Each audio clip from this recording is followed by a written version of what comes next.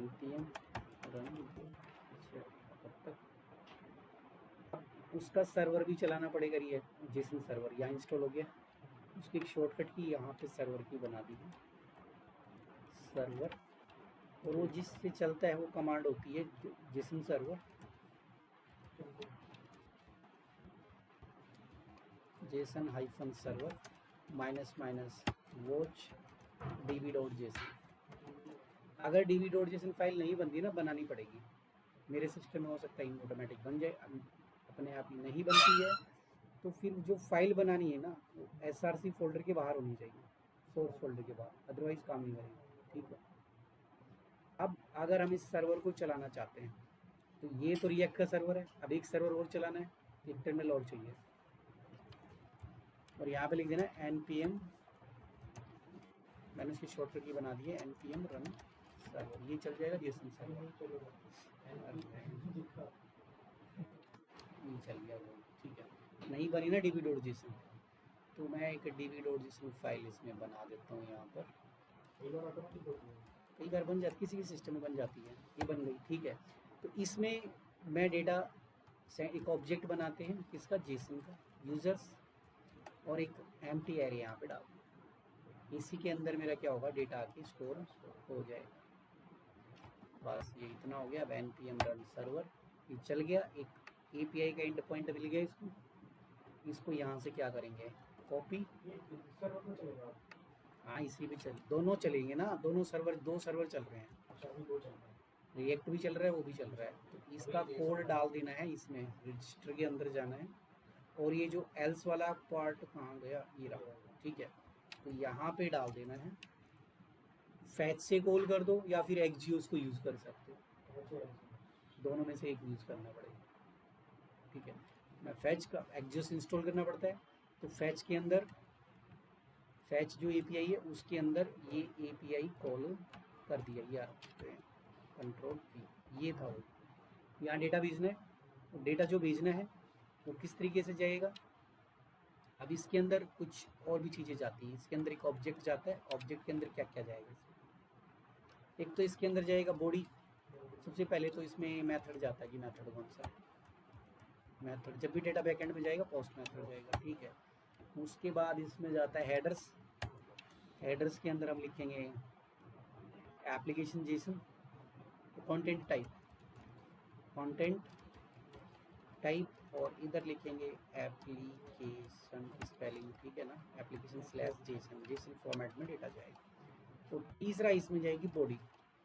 और बॉडी के अंदर हमें डेटा भेजना है, ऊपर कॉमा रहेगी बॉडी, और डेटा ये जेसन फॉर, ये जो JS का ऑब्जेक्ट है जेसन में कन्वर्ट करना है, तो यहाँ पे लगेगा json.stringify, json.stringify, और ये क्या करेगा, ये डेटा को भेजेगा, कन्वर्ट करके भेज देगा, और जो भी इंफॉर्मेशन होगी उसको रेस्पॉन्स में स्टोर कर दो। ठीक है, और रेस्पॉन्स में स्टोर करने के बाद यहाँ पर हम पहले रेस्पॉन्स को चेक कर लेते हैं, तो डेटा हमारा किस में चला जाएगा, डेटाबेस में चला जाएगा, बस चेक करके देखते हैं। अब ये चला भी नहीं रखा क्या मैंने, ये रहा सर्वर का है दूसरा,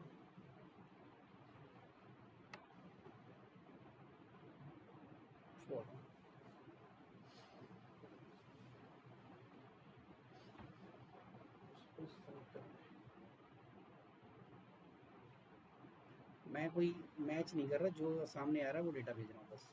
ठीक है, सबमिट, डेटा जा चुका है, एक बार चेक करते हैं, गया भी था या नहीं गया था, कंट्रोल S, सेव ही नहीं हो रही है फाइल,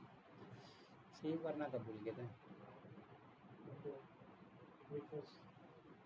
रिफ्रेश तो ले लेगा शायद,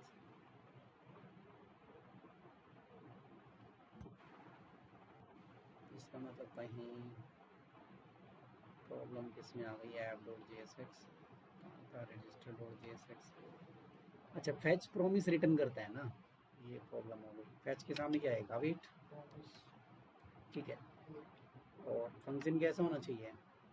एसेंट, यहाँ पे क्या लगेगा, एसेंट, असिंक अवेट का कॉम्बिनेशन इसमें चलता है, या फिर डॉट देन लगाओ, ठीक है, या क्या लगेगा, डॉट देन। और कोई प्रॉब्लम तो नहीं है ना,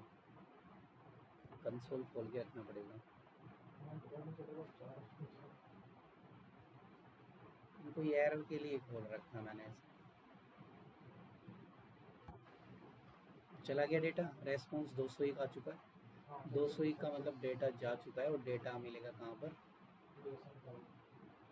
कौन सी थी, जेसन के अंदर एक, ये तो 2-3 बार आ गया डेटा, शायद पहले भी चला गया था क्या,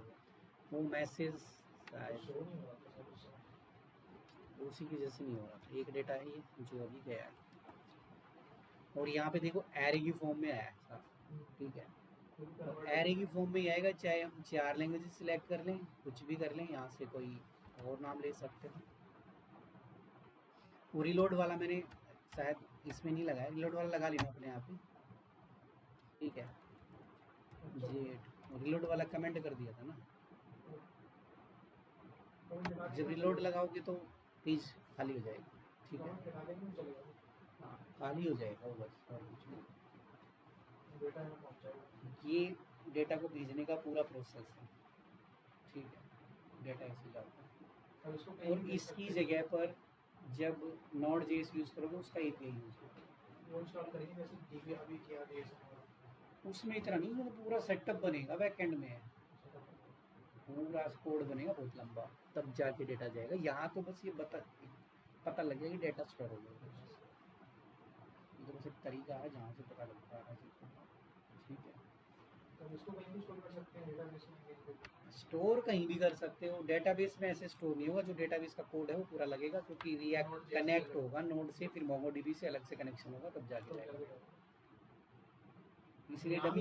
इसीलिए डमी सर्वर लिया है ना, सिर्फ समझाने के लिए कि डेटा कहाँ कैसे कहाँ गया,